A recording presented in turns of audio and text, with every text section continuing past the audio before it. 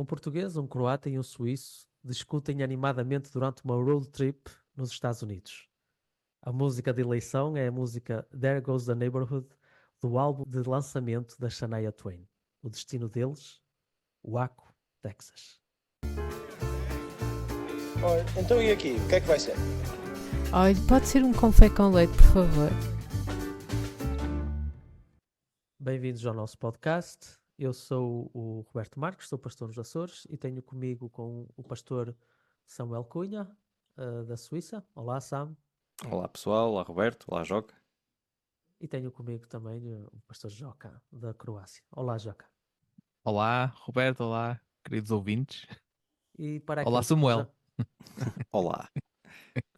para aqueles que nos estão a acompanhar, vocês lembrar-se-ão certamente que nós começamos uma série nova, a nossa série intitulada Conspirações do Sétimo Dia, em que nós tentamos abordar de uma maneira justa e equilibrada, esperamos nós, temas que são bastante sensíveis a nível da nossa igreja.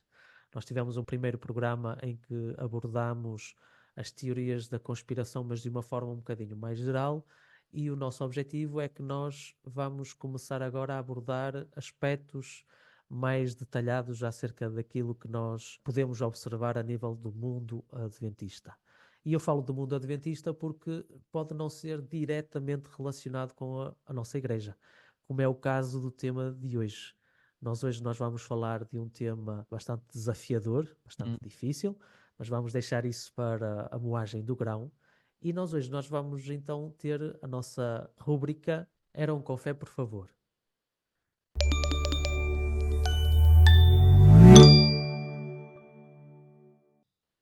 E a pergunta que nós temos para hoje, para de alguma maneira introduzir esta temática, é: a lei dominical é uma teoria da conspiração?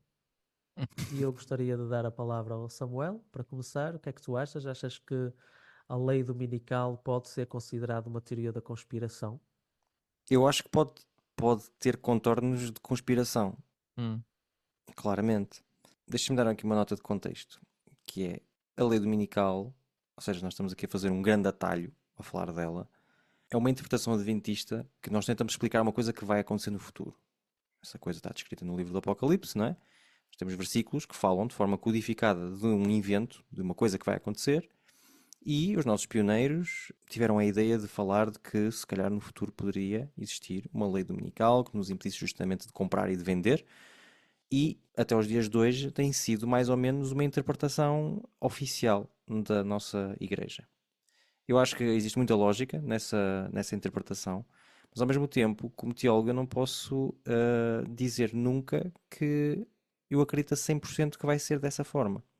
E para aqueles que já estão a ficar chocados em casa, permitam-me dizer uma coisa, que é: quando os profetas do Antigo Testamento receberam as profecias que falavam do Messias, eles tinham uma imagem clara daquilo que ia ser. E a imagem era que ia ser um rei. E embora estas mesmas profecias nós podemos ver perfeitamente o Jesus como ele foi no Novo Testamento, é verdade que quando olhamos para o Antigo Testamento dá a sensação que aquilo tudo está construído para um rei libertador. Porque era isso que eles tinham a ideia na cabeça. E depois, como eles tinham essa ideia na cabeça que ia ser um rei, quando Jesus chegou, com a humildade dele, com um reino que não é deste mundo, eles tiveram dificuldade em ver o Messias em Jesus Cristo. Eu tenho medo que me aconteça a mesma coisa com qualquer tipo de interpretação profética. Por isso, eu tenho as minhas convicções, eu sei aquilo que é lógico, aquilo que não é lógico, aquilo que é provável, mas jamais eu vou ficar preso a uma interpretação específica. Eu acredito que os adventistas foram inspirados a encontrar uma ideia que pelo menos faz jus à verdade. É uma interpretação que pode ser verdadeira, mas contem comigo para dizer é isto depois dela acontecer. Porque é normalmente isso que se deve fazer em profecia. Não há problema nenhum de nós avançarmos ideias antes da profecia acontecer, mas normalmente, biblicamente, dá uma sensação que quando a profecia acontece, a gente fica, ok, afinal era isto. Por isso, eu tenho um bocado, não é medo, não é boa palavra, mas tenho alguma alergia a quando nós estamos a falar de coisas que vão acontecer no futuro e falamos como se fosse exatamente assim, com todas as vírgulas e tal. Tenho um bocado de alergia porque os fariseus perderam-se justamente por causa disso. Não conseguiram ver em Jesus o Messias por causa disso. Ter imagens demasiado presas na mente. Eu só acrescento uma coisa antes de passar ao Joca. Muitos fariseus, nem todos os fariseus se perderam por causa disso. Sim, sim, sim, Ah, sim, sim, sim, sim. eu gostava de dar a palavra agora ao Joca, e se calhar modificar ligeiramente a pergunta, não é? Primeiro, se tu partilhas da resposta que o Sam deu, mas também se tu partilhas da resposta do Samuel, tipo, que componentes daquilo que nós muitas das vezes falamos nas nossas igrejas como lei dominical, ou vai acontecer quando essa lei surgir, que podem ser considerados como elementos conspiracionistas? Não sei Hum, se é um bom termo, mas ahm, se concordas com o Samuel e que elementos, se realmente é uma coisa que tem lógica, faz sentido, não é? Tipo, que elementos dessa interpretação ou dessa explicação profética que podem por vezes ter esses tons conspiracionistas e levar a que algumas pessoas considerem como teoria da conspiração. hum. Ah, bem, em primeiro lugar, sim, concordo com o Samuel e deixa-me acrescentar que nós, o Samuel estava a referir, não é, que um dia em que venha a acontecer, não é? Aquilo que nós nos esquecemos muitas vezes é que já aconteceu, não é? E acontece um pouco por todo o mundo. Eu, por exemplo, eu na Croácia vivo num país que tem leis dominicais. E às vezes criam bastantes problemas como pastor, porque durante a semana estou a trabalhar, aos sábados não posso, como é lógico, não posso ir ao centro comercial, e aos domingos, quando quero ir ao centro comercial ou comprar qualquer coisa, não consigo, não é? Eh, não são grandes problemas, uma pessoa consegue viver de qualquer forma, mas de qualquer forma são alguns desafios. Nunca aconteceu, até agora, pelo menos na Croácia, que nos exijam trabalhar aos sábados, não é? Mas naquele sentido de leis que protegem o domingo e não sei quem, não sei o que mais, existem. Tal como existiam no tempo dos pioneiros adventistas. E é isto que muita gente não percebe na questão da lei dominical. A lei dominical não é algo que nós retiramos especificamente do texto, no sentido de, ok, por exemplo, quando nós falamos de, portanto, há uma besta, há outra besta, e o segundo é um poder religioso, não é? Portanto, o poder político e o poder religioso, uma besta, outra besta. Ok, isso são coisas que nós retiramos. A partir do momento em que nós começamos a tentar perceber a que é que isso se aplica, depois entramos na questão, lá está, da especulação, entre aspas, mais ou menos informada, não é? Portanto, Sim, na questão das especulação positiva. positiva. Uma especulação Positiva. positiva. É tentar avançar o que é que vai ser. Exatamente, o que é que vai ser? E nós na questão das bestas, de alguma forma, ok, os Estados Unidos, a Igreja Católica, etc, etc, não é? Ok, portanto, há ali realmente uma forma de nós tentarmos avançar o que é que vai acontecer. E temos que perceber que a lei dominical é dada precisamente como uma resposta a uma interpretação de uma profecia específica, ok? Ou seja, os adventistas, os pioneiros adventistas, olharam para aquela profecia no livro de Apocalipse e, ok, a que é que se aplica? Olharam para o que estava a acontecer à volta deles e viram a questão da lei dominical. Aliás, eu recomendo a quem quiser ler um bocadinho mais e perceber que isto era alguma coisa que os adventistas se paravam naquela altura. Procurem a Lei Dominical Nacional no Ellen G.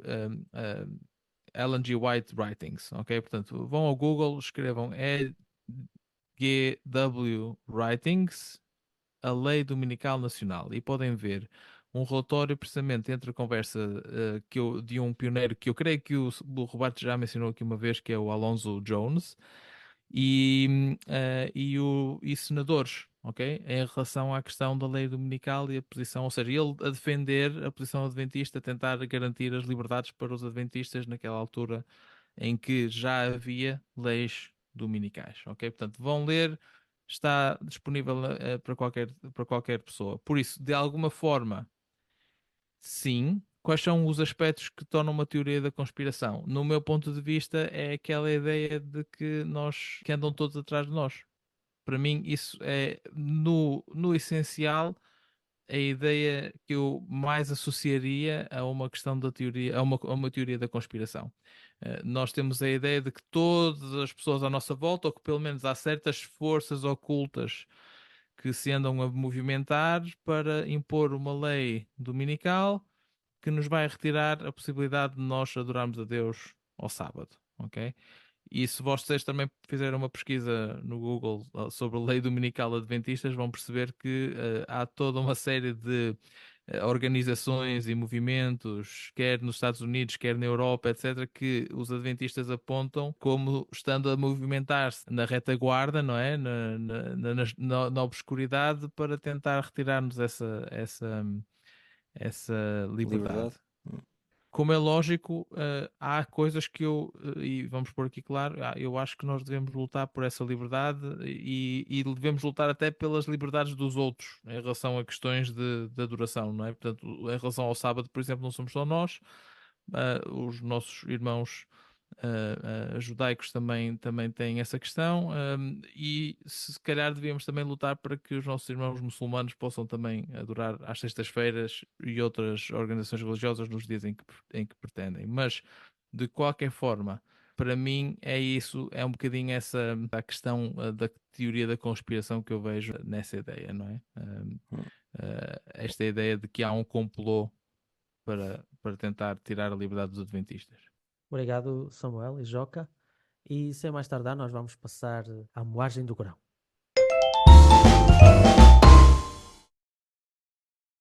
Hoje, em Conspirações do Sétimo Dia, trago à discussão um dos mais tristes episódios da história do movimento adventista e só para deixar aqui claro, o movimento adventista, não a Igreja Adventista do Sétimo Dia, ou seja, um movimento que tem outros grupos supostamente adventistas, e é a questão de David Koresh, do ramo davidiano e do cerco à propriedade em que eles se encontravam e que terminou tragicamente em Waco, no estado americano do Texas. Para não perdermos muito tempo agora na introdução, eu recomendo àqueles que eventualmente não saibam do que é que eu estou a falar, para porem este episódio em pausa, fazerem uma breve pesquisa na internet e depois voltarem aqui. Mas assim, de forma muito, muito breve, David Koresh era um antigo membro da Igreja Adventista que se juntou a um movimento, ou se quiserem, uma seita que saiu da nossa igreja e que se chamava Ramo Davidiano. Mais tarde, o David Koresh tornou-se o líder desse movimento e conseguiu juntar um grupo relativamente grande de seguidores que se mudaram para uma quinta ou para um rancho, se quiserem utilizar essa palavra, que era propriedade do ramo davidiano situado, lá está, perto da cidade de Waco, Texas. A história do David Koresh terminou, como muitos de vocês saberão, de forma trágica, com a morte dele e de 75 dos seus seguidores num incêndio que foi o ato final de um cerco de 51 dias das autoridades americanas à propriedade deles. Ora, convém então explicar, em primeiro lugar, porque é que decidimos falar sobre David Koresh e os seus seguidores enquadrado nesta série sobre teorias da conspiração. E a razão é relativamente simples. Quando nós adventistas falamos sobre este caso, a primeira coisa que tentamos fazer é distanciar-nos, afirmando com veemência muitas vezes que a nossa igreja não tem nada a ver com o que aconteceu, ou seja, nós não temos responsabilidade nenhuma nisto. A segunda forma de responder a isto é tentar explicar o que aconteceu, atribuindo as culpas ao facto do ramo da vidente ser uma seita, liderada por um líder carismático, com problemas psíquicos e cheia de malta que o seguia cegamente, não é? E atenção que, como é lógico, há certos elementos destas respostas que são verdade. Contudo, eu não tenho a certeza que elas expliquem por completo aquilo que se passou. Pelo contrário, acho que há algumas interpretações teológicas que circulam nos meios adventistas, certas formas que temos de ver o mundo à nossa volta e até certas formas de ler a Bíblia que utilizamos com frequência nas nossas igrejas, que podem ter contribuído quer para o sucesso do David Koresh, no recrutamento de outros adventistas, quer para a forma como tudo aquilo terminou.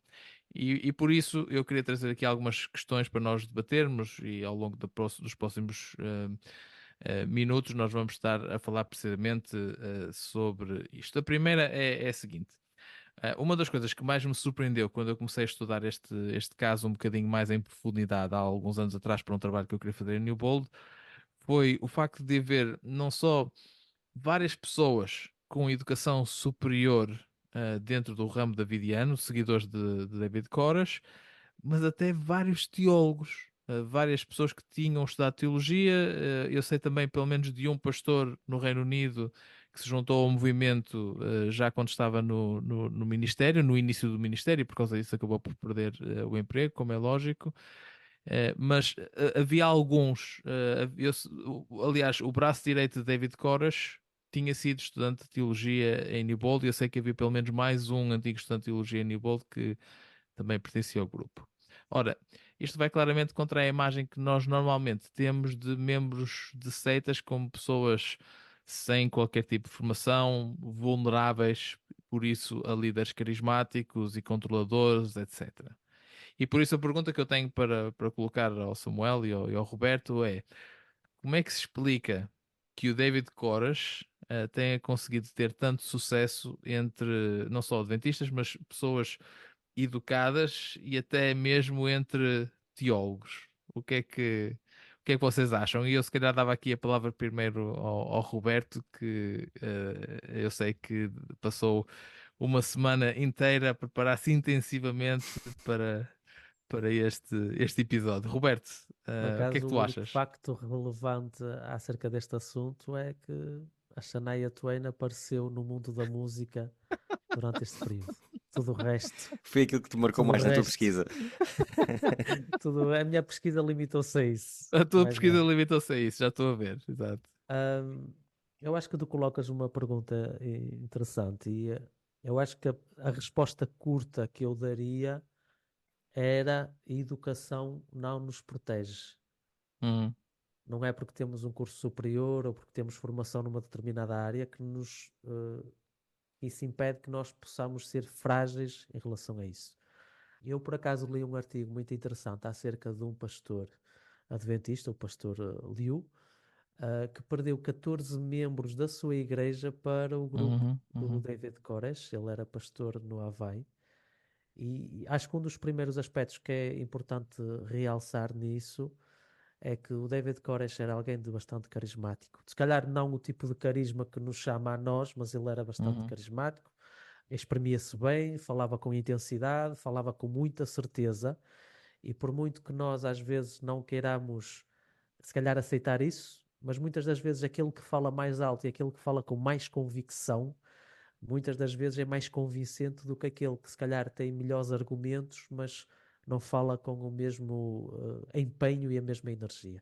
uhum, Por isso o David Koresh tinha esse ponto a favor dele.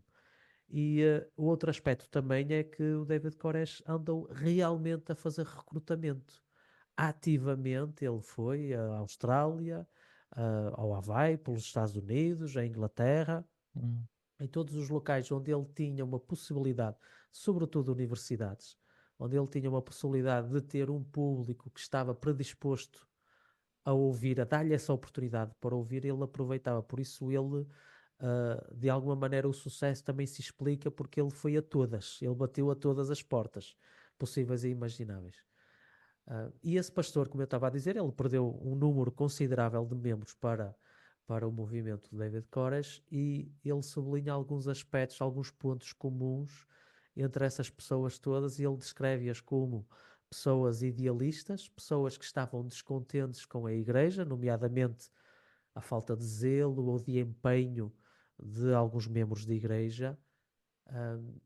E em relação ao outro, e pronto, ele faz esta descrição daqueles membros de igreja, e ele diz também que eram pessoas que de alguma maneira facilmente caíram no carisma do David Koresh, mas ligado à experiência deste pastor com outros elementos que eu pude captar em relação à maior parte das pessoas que seguiram o David Koresh, eles eram praticamente todos pessoas recentes na igreja adventista, o uhum, que liga bem a este estado de espírito mais idealista, em que nós idealizamos não só a fé, mas a igreja também, e mais facilmente nós ficamos desiludidos quando a igreja não atinge o ideal que nós temos, ou os membros de igreja. E então ele aproveitou-se de alguma maneira desse descontentamento, ah, dessa quebra de confiança também em relação à instituição da igreja, e ele apresentou uma narrativa que era simples para explicar esse aspecto da insuficiência da Igreja Adventista, e que de alguma maneira lhes permitia ahm, racionalizar porque é que eles de alguma maneira não se uhum, sentiam bem na Igreja Adventista. E claro que eu pessoalmente não tenho dúvidas daquilo que eu pude ver e observar, que o David Koresh também era manipulador, e ele então teve aqui uma porta aberta para poder manipular estas pessoas e aproveitar-se delas. Nós no primeiro episódio nós observamos ou pudemos partilhar que existem sobretudo três motivações para que as pessoas acreditem nas teorias da conspiração. Nós temos, por exemplo, a primeira, que é epistémica, quer dizer que é relacionada com a verdade. Há pessoas que necessitam conhecer, de saber a verdade, porque de alguma maneira ajuda-as a sentirem que estão no controle da situação. Isso é uma motivação muito grande para acreditar nisso. Nós temos outra que é existencial. Elas sentem-se inseguras por alguma razão e essas teorias da conspiração ajudam-nas a sentir que, ok, eu estou seguro, eu estou protegido. E depois Hum, a terceira é social, que é de se sentirem bem com elas próprias e de se sentirem bem em relação ao grupo a que pertencem. E quando nós lemos os textos do David Koresh, ele toca nestes três aspectos sobre formas diferentes. E ele uhum, apresenta uma revelação nova, algo que mais ninguém falava, e muitas vezes eu tive a ocasião de ouvir um bocadinho, um pequeno excerto de uma pregação dele, e ele diz claramente: os vossos pastores estão a mentir-vos, eles estão a esconder a verdade. Então ele aproveita disso para, ok, eu tenho um conhecimento único, eu sou o mensageiro de Deus, que era como ele se apresentava. hum, Nós, se calhar, vamos ter a ocasião de falar um bocadinho mais da teologia dele. Ele apresentava também essa segurança, porque ele dizia: vocês estão com um novo Messias, vocês estão protegidos, Deus vai nos proteger e tudo mais. E depois, o último aspecto, que é o aspecto, se calhar, mais relacionado com a autoestima, não é? Porque claramente ele apresentava o grupo deles como um grupo eleito, a um grupo eleito que ia ter não só grandes privilégios, mas que ia ver grandes coisas hum, acontecerem através deles e através do grupo deles. Por isso, de alguma maneira, todas aquelas pessoas que tinham estas necessidades encontravam nele algo que, de alguma maneira, cobria essa necessidade que eles não conseguiam preencher de outra maneira, não é? Por isso, acho que a explicação é relativamente fácil nesse sentido, não é? Juntando o carisma, juntando a, a convicção com que o David Koresh falava, juntando pessoas extremamente idealistas e ele apresentar um ideal bastante elevado também, e relacionado com todos estes aspectos de motivação que também podem afetar. Cada pessoa juntou-se a hum, ele por motivos diferentes, mas acho que neles todos nós podemos encontrar ecos, pelo menos destes aspectos que eu mencionei. hum. Samuel, o que é que tu achas em relação aqui a isto que o Roberto estava a dizer, em relação à pergunta que eu coloquei? Acho super interessante aquilo que o Roberto partilhou. Acho que a tua pergunta é muito boa, é efetivamente uma questão. E quando eu li a pergunta, veio-me à cabeça uma coisa que um professor nos contou em Colônia, não sei se o Roberto estava presente, que é que há uns anos atrás decidiu fazer-se um novo comentário adventista. Hã? E para Uhum, isso juntaram-se mais ou menos 50 teólogos adventistas e eles foram todos para Israel para terem uma espécie de um retiro e não sei o quê, e para organizarem como é que iam fazer as coisas. E, ok, ou seja, estamos a falar tipo da nata da teologia adventista, ok? Pessoas que dentro dos teólogos que existem no mundo foram escolhidas para escrever um comentário a um livro, ok? E o nosso professor contava que quando eles foram à Igreja do Santo Sepulcro, na entrada, aparentemente nunca estive lá, mas é cultura geral, tipo, tem uma pedra chamada a Pedra da Unção, onde uhum, supostamente Nicodemos e José de Arimateia ungiram o corpo de Jesus. Mas como a maior parte das coisas que estão ali naquela zona, a gente sabe que aquela pedra foi colocada ali pelos cruzados. Começou ali nessa época.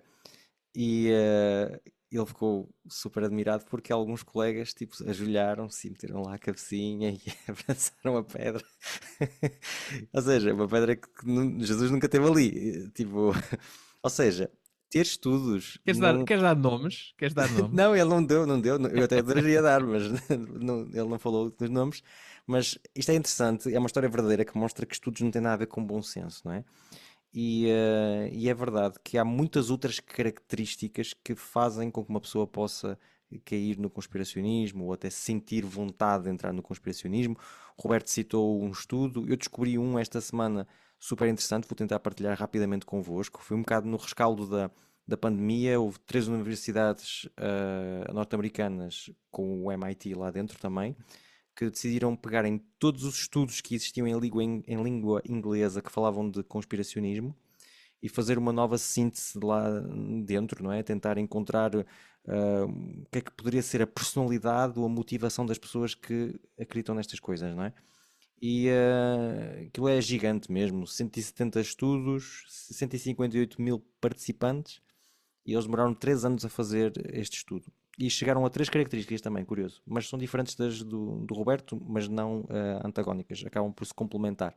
A primeira são pessoas que têm uma percepção de ameaça e de perigo, ou seja, que desconfiam facilmente e que veem perigo nas instituições, nas pessoas, que é um bocado o que a gente viu no movimento do David Koresh, principalmente na parte final.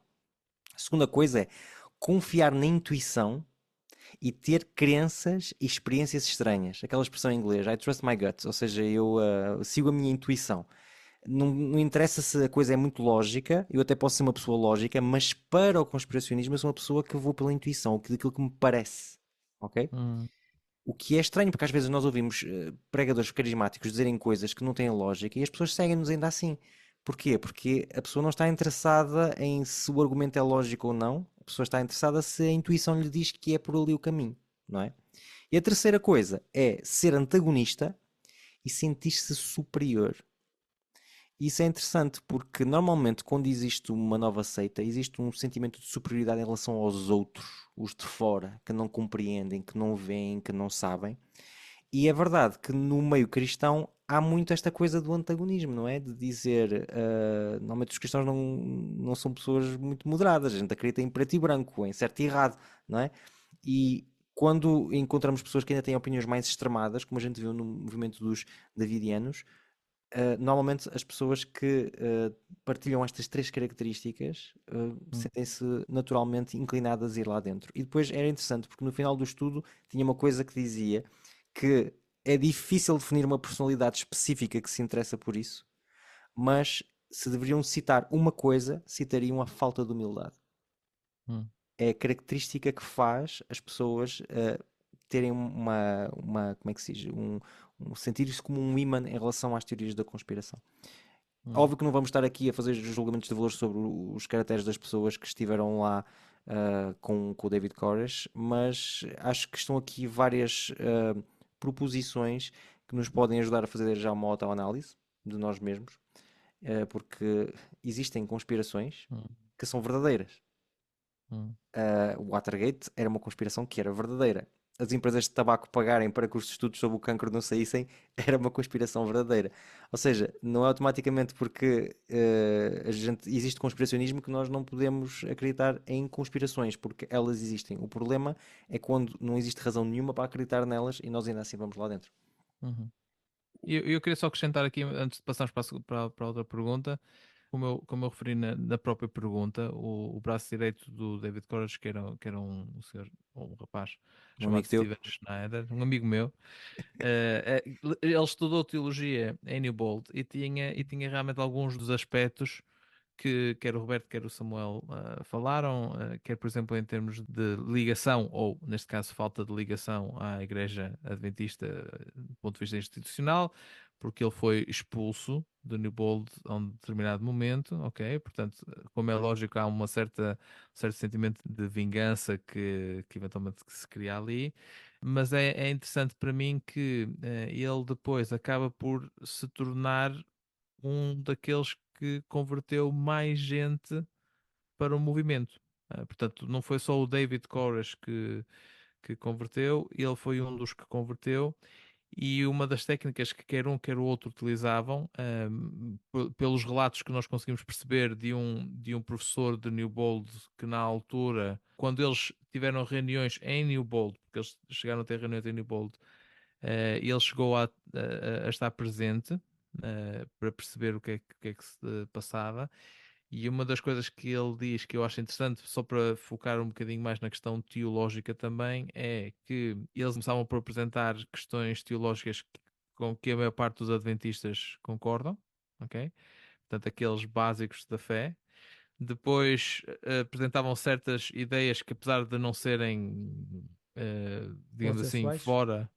não serem consensuais, eles tinham respostas que eram relativamente claras ou interessantes. Ok. E depois entravam na questão de nova teologia, ok?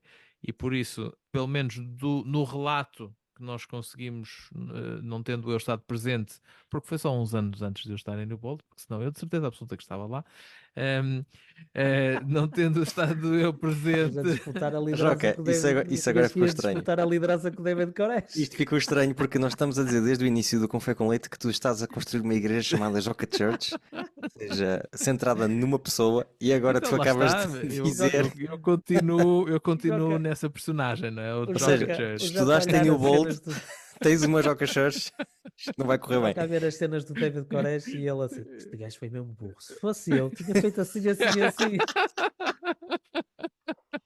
Muito bom, muito Chega bom. para lá, Pronto, deixa-me mostrar como é que se faz. mas só para terminar, portanto, por aquilo que nós conseguimos perceber de quem esteve lá, que tinha eventualmente uma posição diferente e mais equilibrada, era essa a forma com que eles alcançavam as pessoas. Portanto, começar por aquilo que é familiar, depois dar certas respostas que parecem bastante coerentes a questões controversas, menos consensuais, e depois então dar o salto para aquilo, para introduzirem as novas teologias que tinham, não é? E eu queria referir isto porque às vezes parece que mesmo nas teorias da conspiração que temos dentro da Igreja Adventista, há certos elementos que nos podem também tornar vulneráveis precisamente a situações destas, ok? São apresentadas normalmente por pessoas com quem nós temos confiança, que têm interpretações teológicas coerentes com o resto da Igreja Adventista, que eventualmente conseguem até ter um certo rapport, nós conseguimos ter um certo rapport com eles porque eles acabam por dar, se calhar, em certas questões, respostas interessantes, e depois entra um bocadinho a questão da teoria da conspiração, que pode levar-nos a situações mais complicadas ou menos complicadas, neste caso, como é lógico, mais complicadas. Vamos passar então à segunda pergunta que eu gostava de trazer, e é relacionada com a teologia que era apresentada dentro do ramo davidiano. Há aspectos da teologia adventistas que claramente foram abandonados pelo David Koresh e pelos seus seguidores, como por exemplo a questão da nossa recusa do ponto de vista teológico em pegar em armas e coisas desse género. Eles não tinham isso, não é? Mas e outras questões que não vale a pena entrarmos por aqui, mas há outros aspectos que eram bastante enfatizados dentro do ramo davidiano que vêm da teologia adventista. E por isso, eu queria perguntar-vos, um desses aspectos é a ideia de que, lá está, a besta de Apocalipse 13, ou uma das bestas de Apocalipse 13, é o governo dos Estados Unidos. Até que ponto é que a ideia que o governo dos Estados Unidos é a segunda besta de Apocalipse 13 pode ter desempenhado um papel, quer na batalha entre o ramo davidiano e as autoridades, quer no cerco que seguiu? O que é que vocês acham? E se calhar voltava a dar a palavra ao nosso especialista de Waco, Texas, Roberto Marques. Especialista. Bem, vou, O vou que é que tu tentar achas, dizer Roberto? algumas coisas. Eu acho que se calhar a melhor forma de começar para responder esta pergunta é pegando num dos pontos que tu mencionaste, mas Hum, que se calhar é necessário dar uma informação mais detalhada para as pessoas compreenderem bem aquilo que eu acho que era o ponto que tu querias dizer, que é, nós estamos a falar de um grupo em que cerca de 90 ou mais de 90% dos membros constituintes do grupo do David Koresh eram ex-adventistas, ou alguns se calhar ainda eram adventistas que uhum. nunca se, prontos, que a igreja nunca teve a ocasião de fazer a Havia, disciplina e havia. retirá-la e tudo mais. Por isso, nós estamos a falar de um grupo que a própria linguagem que ela utilizava para falar acerca da escatologia, acerca das profecias, acerca dos conceitos, é uma forma de viver a fé, era extremamente adventista. Por isso, e quando eu digo adventista é Igreja Adventista do Sétimo Dia, por isso é que eles escolhiam como campo seleto para recrutarem pessoas a Igreja Adventista, Hum, junto das igrejas adventistas, junto das universidades adventistas, porque eles conheciam essa linguagem, conheciam os códigos, e isso permitia-lhes facilmente transmitirem esses pontos em comum para depois levar para os pontos em que não faz parte da etiologia da nossa igreja. Tu falaste se calhar, de um dos mais relevantes para a Uhum. situação que se desenrolou, Sim, que sim. é nós como igreja somos pacifistas e eles não eram nada pacifistas. Acho que é importante realçar esse ponto e eu faço também esta ligação já para uma parte da minha resposta a esta pergunta, não é? Tipo, até que ponto é que esta crença de o Apocalipse 13 e a besta e os Estados Unidos, como é que isto influenciou? Eu acho que influenciou muito. E eu Hum. aqui, se calhar, faço um complemento a esta resposta, dizendo é pena que a Igreja Adventista não tenha influenciado mais. Porque eu acho que Interessante.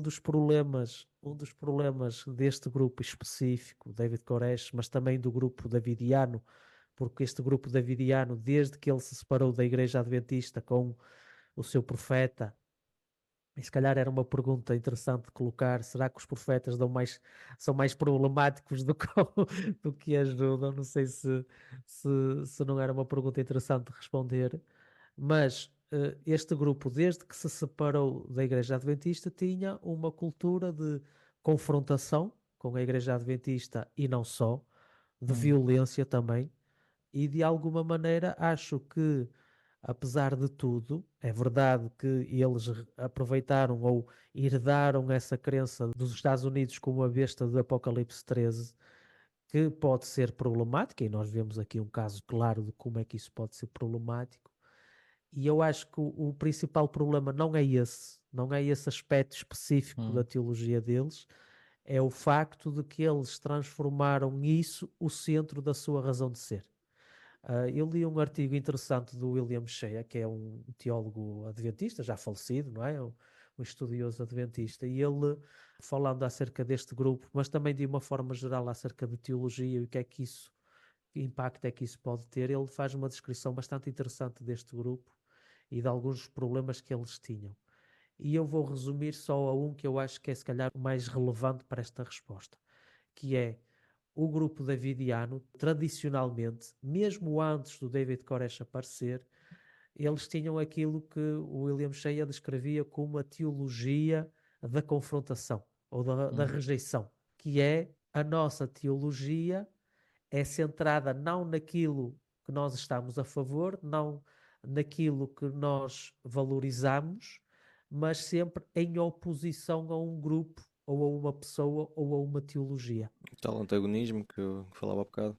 Sim, e Hum. eles faziam isto sobretudo em relação à Igreja Adventista. O David Koresh aproveitou-se muito disso também, mas lá está. Mas eu acho que o facto de eles terem pegado neste ponto, não só, claro, nós estamos aqui a fazer um resumo, uma simplificação da teologia do grupo deles e do David Koresh em particular, mas este era um ponto essencial na teologia deles, que era a oposição do governo dos Estados Unidos, a perseguição que eles iam sofrer por parte das autoridades, e eles tornaram nesse ponto o centro, não só Hum. das suas crenças, da sua teologia, mas também da sua religião e do seu relacionamento com Deus. E eu acho isto extremamente problemático, que é Hum. um perigo que nós como igreja também não estamos alheios, porque a partir do momento, e eu aqui aproveito para cunhar o termo teologia apocalíptica, se nós tornarmos a escatologia o centro, a razão de ser do meu relacionamento e do meu relacionamento com Deus e com os outros e da minha religião, eu posso correr o risco de enverdar por teologias menos saudáveis. Vou descrever Hum. assim, que se calhar é um termo mais soft. Tens de menos Ah, católicas. menos católica também, menos universal. Ah, mas eu acho que é isto, tipo, é nós pegarmos num aspecto reduzido da escatologia ou um aspecto reduzido das profecias bíblicas e tornar isso o centro da nossa teologia, o centro da nossa experiência religiosa, o centro da minha razão de ser. E eu acho que Hum. isso é o grande problema. E eu gostava de realçar que não foi a Igreja Adventista que inventou esta interpretação, que foi o Uhum. pioneiro desta interpretação. Isto é uma herança também que vem dos reformadores, Lutero, Calvino e por aí fora, e por aí fora. Nós herdamos isso deles, não é? Mas pronto, claramente os davidianos herdaram isso através das ligações que eles tinham com a Igreja Adventista. Tenho pena, sinceramente tenho pena que eles não tenham herdado outras coisas que permitiriam se calhar equilibrar e tornar as ideias deles se calhar um bocadinho mais coerentes e mais equilibradas e mais em sintonia com aquilo que a Bíblia apresenta como um todo. E esse é que é o grande problema. A partir do momento que nós, na nossa igreja ou na nossa teologia, nós tornamos a escatologia o centro da razão de ser, é altamente problemático. Pela razão que o Samuel mencionou há bocado. Porque não há nenhuma pessoa que tenha a certeza absoluta acerca daquilo que as profecias querem dizer.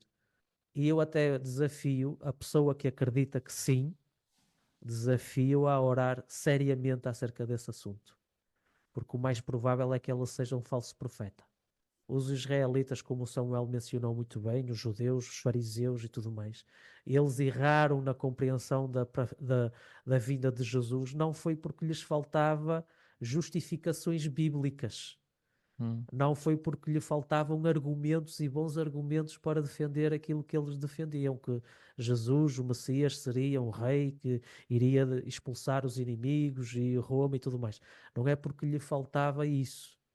Eles foram incapazes de reconhecer Jesus, porque lá está, eles fizeram disso o centro da razão de ser da sua experiência religiosa. E se nós cometemos o mesmo erro, nós também podemos cair na mesma armadilha. Samuel, achas que nós corremos o perigo de nos identificarmos contra uma ou outra qualquer organização, quer seja religiosa, quer seja. Excelente pergunta. Excelente pergunta. Ahm, sim, nós corremos esse risco e eu estou a ficar bastante feliz com o que a gente está aqui a construir juntos, porque acho que estamos a conseguir dar ouro às pessoas, no sentido em que esta ideia de que não tem mal nenhum nós estudarmos profecias, não tem mal nenhum nós até especularmos o que é que poderá ser, mas a partir do momento que a profecia se torna mais do que isso, nós começamos a ir para caminhos complicados. Acho que é uma lição fantástica que eu adorava ter tido já em criança. Ou seja, quando nós pegamos na Bíblia e vamos a Apocalipse 13, não está lá escrito Estados Unidos, ok? Aquilo que está lá escrito, para se calhar para as pessoas que nos estão a ouvir e que não têm muito o contexto das profecias, porque se calhar não se interessam tanto, ou então não se lembram, em Apocalipse 13 nós temos uma primeira besta que aparece, ok? Esta besta tem as características quase todas do dragão que aparece em Apocalipse 12. Ou seja, é um poder que é claramente guiado por aquele que é o dragão, que é Satanás. Dá a sensação que é um poder religioso, dá a sensação que é um poder que trabalha durante séculos, porque aparece lá uma referência ao tempo em que ele vai agir. Normalmente, como eu costumo dizer nos estudos bíblicos, vai procurar num livro de história o que é que poderá encaixar aqui nisto, não é? E depois temos uma segunda coisa que aparece, uma segunda besta com outras características que já não aparece da água, aparece da terra, que diz a toda a gente de se prostrar perante a primeira besta, que vai lançar a famosa marca da besta. Bom, isto aqui a fazer montes de atalhos. E nós não temos maneira de saber exatamente o que é isso. Porque nós ainda, essa profecia não chegou ainda ao seu cumprimento. Nós não sabemos exatamente o que é que poderá ser, ok? E claro, podemos fazer o mesmo exercício que fazemos para a primeira, só que não com os livros de história, com aquilo que nos parece, com as características que estão ali, que estão a colar. Mas o forçar às vezes demasiadas coisas pode nos levar para caminhos que não são bons. Eu não estou a dizer que a segunda besta não poderá ser os Estados Unidos. Pode ser. Como também pode ser outra coisa. E no caso dos davidianos, o facto de acreditar vivamente que era os Estados Unidos e não outra coisa, trouxe problemas não só à interpretação bíblica, mas à vida das pessoas que estavam lá. Eu quero terminar a minha intervenção com um pequeno exemplo. As pessoas que estão a ouvir certamente já ouviram falar da expressão Vicarius Filii Dei, ok? Uma expressão que significa representante de o Filho de Deus, em latim, e que o Uriah Smith, ou Urias Smith, como se diz em português, adora as traduções dos pioneiros, cunhou dizendo que existia uma famosa tiara no Vaticano que tinha esta inscrição e que se nós pegássemos nestas letras e as transformássemos em numeração romana, dava 666. Logo, o 666 da marca da besta tem a ver com aquilo que é a Igreja Católica. Nós hoje sabemos que isto é mentira. E porquê que é mentira? É mentira porque nunca existiu tiara nenhuma com isso, ok? A própria expressão Vicarius Filii Dei aparece num documento chamado Doação de Constantino, que é um documento falso. Um documento que foi escrito para dar essa sensação que tinha sido escrito no quarto século, mas que afinal foi escrito talvez no oitavo século, não se sabe exatamente, mas o latim já não é o latim do quarto século, por isso descobre-se que não é nada. E para determinadas pessoas, Vicarius Filii Dei é uma coisa que não se toca. É a marca clara do que é a marca da besta. Quando hoje nós sabemos que isso é mentira. Foi um documento que foi feito na altura para convencer o Pepin le Bref, ou como se diz em português, adoro, Pepino o Pequeno, o rei dos francos. Ah, o Papa utilizou este documento para dizer: olha, estes territórios aqui dos Lombardos, na Itália, pertencem à Igreja. Porquê? Porque o Constantino deu isto aos descendentes do apóstolo Pedro, por isso não podes tocar. E o Pepino, o Pequeno, como era muito cristão para a sua época, ou muito, como é que se diz, submisso ao Papa, disse: pronto, ok, podes ficar. É só isso. E nós pegamos num texto que tem um objetivo político e transformamos em interpretação religiosa. Estão a ver qual é o problema? Tipo, de nós termos interpretações tão fechadas, é que depois, se há um pequeno erro no meio da interpretação, vai contaminar todo o processo. Por isso, sejamos mais calmos com as nossas interpretações, estudemos, especulemos, mas não digamos vai ser assim e não pode ser outra coisa. Uhum. Eu só queria aproveitar para reforçar o ponto que o Samuel Força. disse agora no final, que é: nós temos coisas muito positivas na nossa teologia, nós temos coisas muito positivas na nossa interpretação profética também. Mas se nós somos demasiado fechados, como o Samuel descreve, é exatamente a palavra. Quantas vezes é que é necessário nós sermos desprovados em coisas básicas até que as pessoas deixem de nos ouvir? Porque nós tentamos provar pontos que não são necessários e que vão além daquilo que a profecia bíblica queria mostrar. Exatamente. É. E este é que é o grande problema, não é? Esta questão que o Samuel mencionou do Vicarius Filii Dei, isto é algo que nós, como pastores adventistas, como igreja adventista, nós já sabemos desde 1900 e poucos. Há uma grande discussão com alguns pioneiros, não é? Já quase de segunda geração, que eles falaram acerca deste assunto, a dizer: nós sabemos que isto é falso, nós não podemos continuar a explicar isto desta forma. E mesmo assim nós vemos esta persistência em continuar por caminhos, por becos sem saída, e que quando depois é provado por toda a gente, depois quebra a nossa credibilidade em Sem pontos dúvida. que nós temos coisas muito positivas a dizer. E isto é que eu acho que é um ponto extremamente chave, que é não sermos dogmáticos na nossa interpretação profética. Temos que ter cuidado Posso com dar isso. só aqui um exemplo rápido? Eu sei que o meu avô, que era pastor e que se calhar até alguns dos ouvintes, ou pelo menos as famílias de alguns dos ouvintes, chegaram a conhecer. E eu sei que houve uma altura na vida dele que ele alinhou um bocadinho por uma ideia que aparentemente andava aí presente no Adventismo na altura, que a União Soviética era A segunda vez? uma das bestas. Sim. Exatamente. Portanto, havia essa ideia e durante algum tempo recebeu um certo nível de aceitação dentro da Igreja Adventista do Sétimo Dia e onde é que está a União Soviética? Como é lógico, não estou a dizer que não possa Sim, haver uma claro. próxima União Soviética. Mas, ok, mas foi positivo terem havido teólogos que olharam para o panorama atual da época, não é? E tenham pensado: será?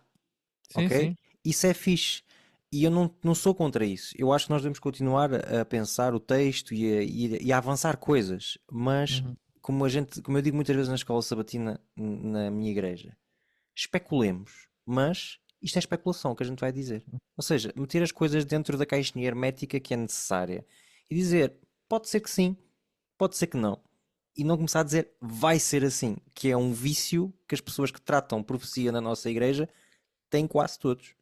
Sim, concordo contigo O mau plenamente. vício. E com isto vamos passar à última questão. Vamos talvez tentar mantê-la um bocadinho mais curta. E a questão é a seguinte: uma das marcas de estilo da forma como o David Koresh estudava a Bíblia com os seus seguidores era aparentemente a ligação que ele estabelecia entre versículos da Bíblia. Ele apresentava-os em cadeia de uma forma que era, de acordo com aqueles que o ouviram, ao mesmo tempo familiar e fora do comum. Fora do comum porque as interpretações da Bíblia que ele fazia com esse método eram substancialmente diferentes daquilo que os seus seguidores, como o Roberto já disse, eram na sua maioria adventista, tinham ouvido anteriormente na nossa igreja. mas também familiar porque é um método de estudo da Bíblia que nós usamos com frequência. Por exemplo, nos materiais de estudos bíblicos que utilizamos para ensinar a Bíblia àqueles que se querem batizar. Por isso, deixem-me perguntar-vos: acham que há certas formas de ler a Bíblia que nós temos na nossa igreja que nos tornam eventualmente mais vulneráveis a este tipo de pensamento ou até questões de teorias da conspiração? Acham, por exemplo, que este tipo de método de estudo da Bíblia pode ter contribuído não só para o sucesso que o David Koresh teve com Adventistas, mas até para o próprio desenvolvimento da teologia que ele defendia? Ou seja, algo que está nos dois lados da questão. Samuel, o que é que desta vez deixo o especialista para segundo? Sim, Diz tu, Samuel, qualquer coisa em relação a este ponto. eu vou ser breve, eu vou ser breve. Eu fui ver ao YouTube pregações do David Koresh. Existe uma ou outra, Hum. ok? O gajo fala bem, meu. Tipo, aquilo que aquilo que o Roberto estava a dizer ao início, tipo, que o gajo sabia falar. Sim, o gajo tinha uma maneira de falar muito porreira mesmo. E justamente a vê-lo falar, eu vi uma coisa que vejo em muitos pregadores hoje. Eu venho de uma cultura religiosa em que não há muito a coisa de encadear versículos. Hum. Mesmo nos estudos bíblicos. Os estudos bíblicos que são produzidos aqui na Suíça, nós temos estudos bíblicos que são feitos cá, são sobretudo estudo de um texto, ok? E mesmo a nível da escola sabatina, o Roberto sabe, porque na União Franco-Belga é um pouco assim, existe a ideia de que vamos estudar um texto só. Escolhe um texto da escola sabatina e estuda só esse texto, em profundidade. Uhum. Na pregação também é muito, não sei, o Roberto corrige-me se não concordares, mas acho que é muito formador em Colonja a ideia de que a pregação também escolhe, podes fazer uma pregação temática, mas há uma tendência de dizer escolhe um texto e estuda esse texto. Mas é verdade que tanto o David Koresh nas tais pregações que eu ouvi e determinadas culturas, como a portuguesa e a americana, eu digo meia dúzia de chavões meus e depois vou buscar um versículo e o versículo é tipo o selo daquilo que eu estou a dizer. Depois eu digo, estão a ver, irmãos, e digo outra vez mais meia dúzia de coisas minhas e vou buscar outro versículo. Estão a ver, irmãos? E depois eu estou, no fundo, eu não estou a estudar a Bíblia. Eu estou a usar a Bíblia como um instrumento para confirmar a minha opinião. E estou constantemente a usar versículos que estão fora do seu contexto. Claro, se tu fazes isso, tu podes dizer o que quiseres da Bíblia. E é por isso que o David Koresh conseguia estar ali com a Bíblia na mão e explicar coisas hediondas, sempre confirmando com versículos bíblicos. Porque essa maneira de fazer efetivamente funciona. Por isso, eu acho que seria muito bom se nós, como adventistas, em qualquer cultura que fosse, fôssemos conhecidos de novo como pessoas que estudam a Bíblia a fundo, que pegam num texto, vão. Não sou contra as pregações temáticas, faço raramente, mas também faço, mas mesmo quando faço pregações temáticas, tento sempre colocar um texto no seu contexto. Isso é fundamental para qualquer exposição bíblica. Sim, atenção, eu também sigo estes princípios e nós estamos aqui no fundo a falar de algo que, pelo menos na língua inglesa, é conhecido como proof texting, não é? Portanto, Exatamente. dar um texto da Bíblia para provar uma ideia teológica, não é? Roberto, o que é que achas em relação a este tema? Eu partilho muito daquilo que o Samuel disse. Eu não tenho tanta certeza se foi o facto do David Koresh usar este método que influenciou a teologia dele. Eu não digo que não possa ter influência, mas não acho de todo que tenha sido a razão principal, não é? Também não creio. Penso que é mais na exposição. Mas a Sim. minha pergunta era mais em termos de exposição, ou seja, Sim. Ok. ele tem as ideias que teve e a forma como ele as encadeou de uma forma que fizesse sentido Hum. para outros adventistas, foi utilizando um bocadinho este método ao seu extremo, não é? Não sei se aí explica um bocadinho melhor a pergunta, Roberto. Pronto, sim. Nesse sentido, então está melhor, porque eu acho que o método de explicação ou o método de compreensão da Bíblia, qualquer ele tem pontos fortes e tem pontos fracos, incluindo esse. Uhum. Eu acho que o método, pronto, sem estar a entrar em grandes detalhes, não é? Mas existem vários métodos diferentes de análise da Bíblia, de compreensão da Bíblia, de exegese, e todos eles têm pontos fortes, têm pontos fracos. Essa maneira de estudar a Bíblia que tem uma grande tradição dentro da Igreja Adventista, temos que reconhecer isso, não é? Porque também em parte é herdado pelo saudoso William Miller, tem os seus pontos fracos, também tem pontos fortes, e um deles é sistematizar uma grande quantidade de informação bíblica num espaço de tempo relativamente curto, e isso também temos que reconhecer que é uma vantagem. Agora, eu acho que, e nesse ponto eu concordo plenamente, o problema é que nós usamos esse método muitas vezes à exclusão dos outros. Ou usamos essa maneira de explicar a Bíblia à exclusão das outras, não é? Porque, por exemplo, eu acho que vocês certamente já repararam nisso, nas nossas conversas, sabendo que nós os três já conhecemos já minimamente os assuntos, muitas das vezes nós usamos isso, porque o texto tal diz isto, o outro texto diz aquilo, e nós usamos isso como um método para simplificar e, de alguma maneira, economizar tempo para não termos que andar ali de cada vez a moer o grão extensamente de cada vez que nós vamos buscar um texto bíblico. Então, ele tem algumas vantagens. O problema, e isso aí é que eu concordo convosco plenamente, é que se ele for usado de uma forma exclusiva, não dá bases suficientes à pessoa que ouve e que está a aprender para ela própria tomar julgamentos acerca de, ok, aquilo que ele está a dizer tem lógica ou não tem lógica em relação ao texto bíblico, que é um dos pontos fortes do David Koresh, não é? Ligando com aquilo que o Samuel estava a dizer. O David Koresh apresentava-se como a única fonte infalível de conhecimento bíblico e de explicação bíblica. E que para mim é uma definição clara de alguém que tem Guru. que se apresenta como um guru e que quer uma seita de acólitos para fazer a vontade dele, não é? E lá está, e com esse método é mais fácil de se apresentar dessa maneira, porque damos uma cobertura pseudo-teológica ou pseudo-bíblica àquilo que nós estamos a dizer, como o Samuel mencionou, e lá está. E nós não damos ferramentas à pessoa que nos está a ouvir para ela própria fazer um julgamento se aquilo que está a ouvir é correto ou não, se encaixa no texto bíblico ou não, porque simplesmente lhe falta informação, lhe falta conhecimento, e esse conhecimento um bocado mais extenso acerca de certas passagens importantes, que era aquelas que o David Koresh usava primordialmente, de Apocalipse e também de Salmos e também no papel de Jesus nisto tudo, como Messias. Lá está, eu acho que o problema é mais profundo que simplesmente a maneira que ele usava para falar acerca deste assunto e da forma como ele apresentava aos seus seguidores, não é? Este método, e isso sim, eu também reconheço, favorece mais uma certa arrogância na apresentação da nossa crença ou da nossa interpretação bíblica, porque é uma explicação simplista das coisas, e isso é uma tendência que pode ser negativa na Igreja Adventista. Porquê? Porque quem vai ler os livros, por exemplo, de interpretação bíblica ou dos livros que dão a base teológica para muita da nossa doutrina, e vocês vão ver e vocês têm um contexto, têm uma explicação, têm um fio condutor, temos um trabalho que é de muita qualidade, por vezes, e às vezes nós perdemos toda essa riqueza nas explicações que nós damos e nos estudos bíblicos, e a pessoa que é confrontada tem que aceitar porque foi o pastor que disse, porque foi não sei quem que disse, que foi aquela pessoa.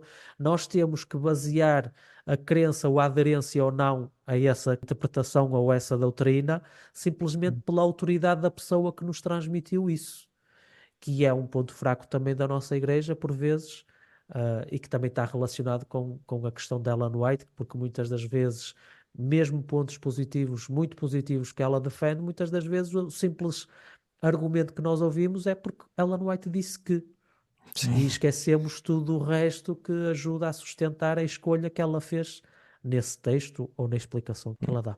Por isso, claro, estes pontos mais fracos desta maneira de apresentar a Bíblia favorecem este tipo de situação, mas não é a única. Se nós pegarmos, por exemplo, os místicos da Idade Média ou os místicos atuais que têm interpretações alegóricas, não é? Tipo, eles pegam no texto da Bíblia, não, esta árvore não é uma árvore, esta árvore é outra coisa qualquer.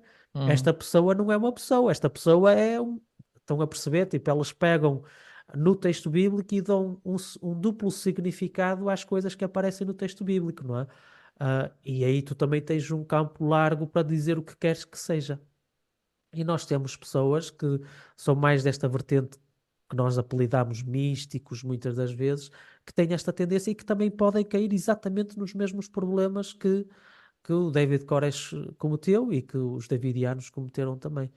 Eu acho Hum. que, lá está, vamos voltar ao tema, ao subtítulo do nosso podcast. Tenham cuidado com as vossas interpretações bíblicas, sobretudo com as interpretações proféticas. E eu gostei muito da dica do Samuel. Nós temos que encaixar as coisas nas suas categorias corretas. Especulação onde é especulação, compreensão onde é compreensão, argumento onde é argumento, evidência onde é evidência, e não misturar umas coisas com as outras. E, sobretudo, termos atenção àquilo que nós acreditamos simplesmente porque alguém disse que. Isso aí é que eu acho que é realmente um caminho aberto para uma pessoa menos escrupulosa se aproveitar disso e com carisma e com uma grande capacidade de engajar as pessoas que o ouvem, de conseguir levá-las por caminhos menos bons e por vezes horripilantes. Uhum. Ok, para concluir, eu gostava de dizer que acho que tocamos aqui em alguns pontos que, quer a situação de David Koresh, quer as teorias da conspiração têm em comum, desde certas situações da nossa vida que nos podem deixar mais vulneráveis ou menos vulneráveis, a questões de interpretação bíblica, a questões relacionadas com até mesmo o carisma das pessoas, o nível de confiança que nós temos naqueles que interpretam a Bíblia para nós, se quiserem, ou pelo menos connosco, não é? E portanto, aqui há várias questões que se juntaram para criar ali uma tempestade perfeita, infelizmente, não é? E nós sabemos qual é o resultado dessa tempestade perfeita. Fica aqui a nossa análise a toda esta questão, e esperamos que vos possa dar também algumas ferramentas do dia a dia. Chegámos ao fim de mais um Café com Leite, mas não se preocupem, próximo mês nós vamos ter outro episódio e vamos continuar com a nossa série Conspirações do Sétimo Dia. Não se esqueçam de pôr os vossos comentários, nós gostamos muito de ter o vosso retorno, de dialogar um bocadinho convosco. Não se esqueçam também de partilhar este podcast com aquele amigo, aquela amiga que se calhar vai achar interessante estas conversas. E até lá, até à próxima vez, não se esqueçam, cuidado com as vossas interpretações bíblicas. Este Café com Leite foi moído no dia 28 de abril de 2024.